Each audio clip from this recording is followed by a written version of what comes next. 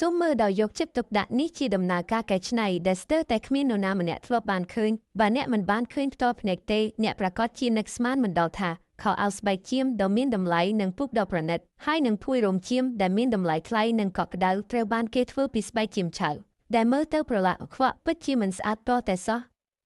ឧបករណ៍នេះមួយគឺអស្ចារ្យណាស់ដែលវានឹងធ្វើឲ្យអ្នកភ្ញាក់ផ្អើលសូមតាមដានវីដេអូហើយអនុញ្ញាតឲ្យយើងស្វែងយល់អំពីដំណើរការវាជំហានដំបូងគឺគេត្រូវកាត់ស្បែកជៀមឆៅដែលបានដឹកជញ្ជូនពីប្រទេសផ្សេងៗយកមកកាត់ជើងនិងកន្ទុយដែលមិនមានតម្លៃប្រើប្រាស់បន្ទាប់មកគេយកវាទៅត្រាំទឹកអំបិលបន្ទាប់មកគេចម្រោះភាគល្អិតនៃអំបិលពីផ្ទៃវាដោយប្រើទ្រង់ដែកបង្វិលព្រោះស្បែកជៀមឆៅត្រាំជាមួយអំបិលអាចរក្សាទុកបានយូរមិនងាយរលួយជំហានបន្ទាប់គឺការលាងទឹកសម្អាតគេប្រើបន្ទះឈើដែលបង្វិលយ៉ាងលឿនដើម្បីវាយស្បែកជៀមដើម្បី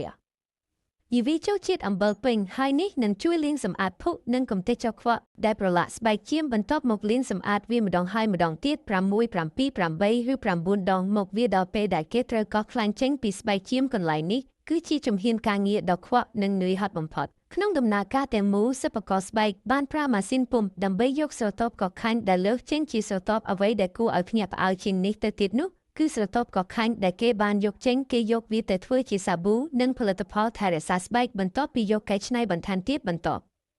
ពីលាងសម្អាតរួចគេស្បែកជៀមទៅចំហុយលាងសម្អាតនិងសម្ងួត2 3ដងរួចដាក់ចូលក្នុងអាងសម្ភារៈលីនៅសីតុណ្ហភាពខ្ពស់ស្បែកជៀមដែលបានឆ្លងកាត់6ជំហាននៃការហាលសម្ងួតដោយមិនប្រើហ្វឹកម៉ុលនៅសីតុណ្ហភាពខ្ពស់គឺផ្ដល់សុវត្ថិភាពបរិស្ថានមានភាពងាយស្រួលនិងមិនមានក្លិនបន្ទាប់មកស្បែកជៀមដែលគេច្របាច់លាងរួចត្រូវប្រើម៉ាស៊ីនសម្ងួតសក់ដើម្បីយកសំណើមលើសចេញហើយបន្ទាប់មកគេយកស្បែកជៀមទៅលាតលើផ្ទៃរាបស្មើចុងក្រោយស្បែកជៀមត្រូវបានបញ្ចប់ដោយផ្លាស់ប្ដូរពីស្បែកឆៅទៅជារបស់កែច្នៃរួចស្បែកជៀមដែលបានកែច្នៃរួចគឺទន់និងរលោងដែលស័ក្តិសមជាមួយនឹងសិប្បករស្បែកកាត់ដេរជាអ្វីមួយសិប្បករស្បែកដំស្បែកជៀមនៅលើក្តារឈើធ្វើចេញជារូបរាងដំបូងហើយរង់ចាំ3ថ្ងៃដើម្បីឲ្យស្ងួតសិនគេអាចលាបពណ៌ស្បែកជៀមស្ងួតទៅជាពណ៌ផ្សេងគ្នាតាមការចូលចិត្តបន្ទាប់ពីធ្វើការជ្រើសរើសយកតែស្បែកជៀមណាដែលមានគុណភាពខ្ពស់ដើម្បីលាងសម្អាតវាម្ដងទៀតនៅសីតុណ្ហភាពខ្ពស់ធ្វើដូច្នេះស្បែកជៀមដែលលាងរួចនឹងកាន់តែទន់ហើយស្អាតជាងមុនជាចុងក្រោយគេព្យួរស្បែកជៀមដែលលាងរួចនៅលើសំណាញ់ដែកតាមរូបរាងបន្ទាប់បន្សំហើយរង់ចាំឲ្យវាស្ងួតតាមធម្មជាតិម្ដងទៀតតាមវិធីនេះស្បែកជៀមស្ងួតនឹងកាន់តែសាហាវមិនរឹង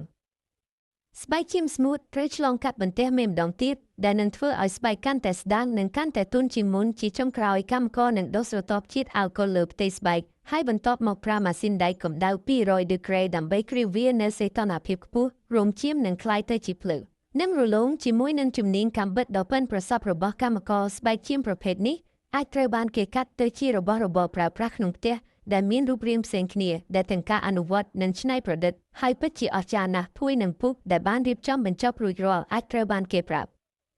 រស់នៅលើរាងកាយប៉ុន្តែក្នុងអំឡុងពេលដំណើរការកាត់ដេរមានសំណល់ជាច្រើននឹងត្រូវគេកាត់ចេញដោយមានរោមជៀមវែងៗនៅជាប់នឹងវារោមជៀមនេះត្រូវបានគេហៅថាមាសទុនតាំងពីសម័យបុរាណមកយើងមិនអាចខ្ជិះខ្ជាយវាបានទេយើងនឹងប្រើឧបករណ៍កាត់អគ្គិសនីដើម្បីរុញរោមជៀមចុះក្រោមហើយធ្វើភួយរោមជៀមទាំងនេះជួយសន្សំសំចៃសំណល់និងកាត់បន្ថយថ្លៃដើមការរុញរោមជៀមក៏ជាការងារបច្ចេកទេសផងដែរការរុញច្រើនម្ដងហើយម្ដងទៀតនឹងអាចបណ្ដាលឲ្យមានសំណល់រោមជៀមបន្ទាប់មករោមជៀមដែលត្រូវបានគេបញ្ជូនទៅរោងកាបូននិងសម្លាប់មេរោគរោមជៀមដែលបានលងកាត់ប្រព្រឹត្តកម្មដោយកាបូនច្រើនមុខបានប្រែជាទន់ល្មើយហើយស្វិតធន់មិនរួញគឺគេបានពង្រឹងភាពធន់របស់វាដែលនេះជាការធានាបាននូវគុណភាពនៃរោមជៀមបន្ទាប់មកគេដាក់វាជារមូរនិងបានដាក់ចូលទៅក្នុងម៉ាស៊ីនវាយសម្លេងបន្ទាប់ពីត្រូវបានសិតដោយម៉ាស៊ីនវាយសម្លេងរោមជៀមគឺមើលទៅដូចជាស្លឹកតែដ៏ឆ្ងាញ់និងវែងអោកាក់ធ្វើពីរោមជៀមប្រភេទនេះមានសភាពទន់និងរលោងរោមជៀមគឺជាសរសៃប្រូតេអ៊ីនសត្វដែលមានរចនាសម្ព័ន្ធផរឹលដែលអាចស្រូបយកញើសរបស់មនុស្សហើយបញ្ចេញវាទៅក្នុងខ្យល់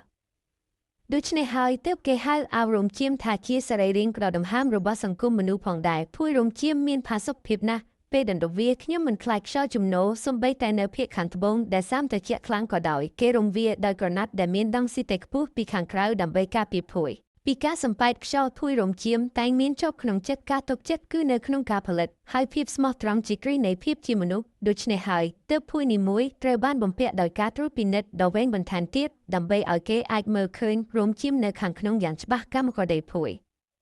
ដែលបានតម្រៀបនៅលើ Zoom ហើយប្រើម៉ាស៊ីនដេកុំព្យូទ័រដោយចុចវាទៅតាមក្រឡែកត្រង់ដ៏ប្រណិតមួយមិនថាភួយរោមឈាមត្រូវបានគេប្រើយូរប៉ុណ្ណាក៏ដោយពួកវានឹងមិនវិលទៅជាធូរស្បែកឡើយខ្សែសង្វាក់ផលិតកម្មរួមបញ្ចូលគ្នាបានធ្វើឲ្យប្រសើរឡើងនៅប្រសិទ្ធភាពផលិតកម្មរបស់យើងយ៉ាងខ្លាំងដើម្បីឲ្យភួយរោមឈាមអាចចូលទៅក្នុងផ្ទះរបស់មនុស្សសាមញ្ញបានគ្រប់គ្នាខោអាវរោមឈាមអាចការពារសំណើមក្នុងរដូវក្តៅនិងរក្សាភាពកក់ក្តៅក្នុងរដូវរងាដូច្នេះអ្នកអាចពាក់វាបានពេញមួយឆ្នាំ